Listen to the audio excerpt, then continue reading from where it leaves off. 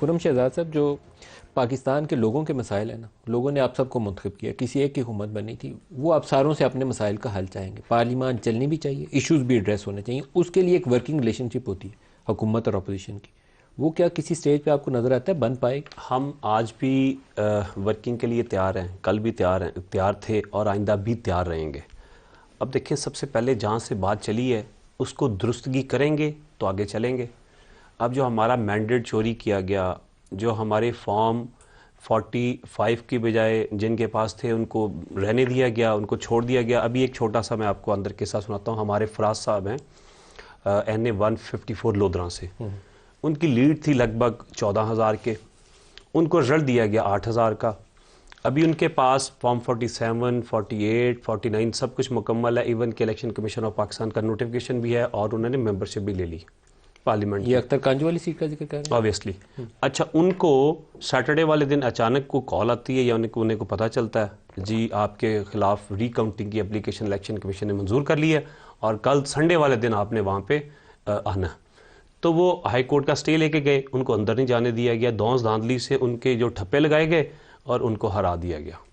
اب یہ دیکھیں، جب اس ملک میں اس طرح سے ہوگا، انہوں نے آج اوتھ لیا، آبویسلی انہوں نے اوتھ تو لیا ہے، آج انہوں نے اوتھ لیا ہے، ہمارے ساتھ تھے، پینڈنگ معاملہ ہے، موجود تھے پینڈنگ۔ لیکن دیکھیں ہو کیا رہا ہے، ہماری ساری سیٹس، میں یہ آپ کو گارنٹی سے کہتا ہوں کہ عوام پاکستان نے پاکستان تحریک انصاف کو 2/3 میجورٹی دی۔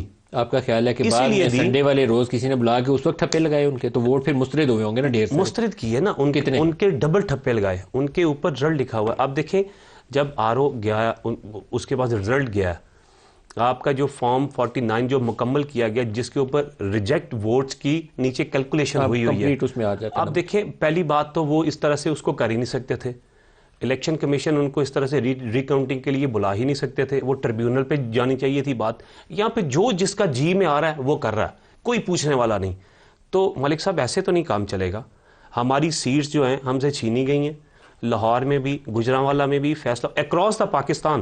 اچھا، ان سیٹس کو آپ کو پرسو کرنا چاہیے، لیکن ہم کر رہے ہیں، فورم ٹریبیونل، ہائی کورٹس اور سپریم کورٹ ہوگا نا، تو آپ کو ہاؤس کے اندر ایک ماحول ضرور رکھنا چاہیے، ایشوز بھی اپنے اٹھائیں، ڈگنگ والا بھی اٹھائیں، لیکن ہاؤس چلنا بھی چاہیے۔ اسی لیے جب ہم ہاؤس میں گئے، ہمارا ہاؤس میں جانا بنتا نہیں تھا۔ ہم یہ چاہتے ہیں کہ پاکستان بڑھے، جمہوریت بڑھے، ہم آگے چلیں، ہم آگے جائیں۔ اب دیکھیں، الیکشن کمیشن آف پاکستان نے ابھی تک ہماری SIC کی جو سیٹس ہیں ان کا تعین نہیں کیا، جو ہماری اسپیشل سیٹس ہیں ان کے اوپر انہوں نے اسپیشل سیٹس کے اوپر ابھی تک ڈیسائیڈ نہیں کیا۔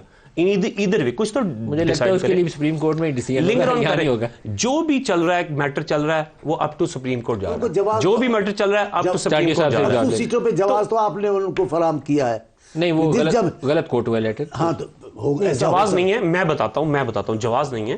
ماضی میں ایسا ہوتا رہا ہے، جب نون لیگ کو 2013 میں سیٹس ملی تو ان کے پاس ریزرو سیٹ جو تھی وہ کم تھیں۔ اب یہاں پہ یہ کہنا غلط ہوگا، میرا خیال ہے کہ ہم نے جی لسٹ پرووائڈ کی تھی، لسٹ دی تھی یا کچھ بھی کیا تھا، لسٹ دی یا نہیں دی، تو اگر آپ بعد میں انہانس کرنے کے لیے دے رہے ہیں، جب ماضی میں ایک پریزیڈنٹ موجود ہے تو آپ کیوں نہیں کر رہے؟ اگر نہیں بھی کرنا تو اس کو ان ادھر بھی کچھ نہ کچھ ڈیسائیڈ کریں۔ ہمارے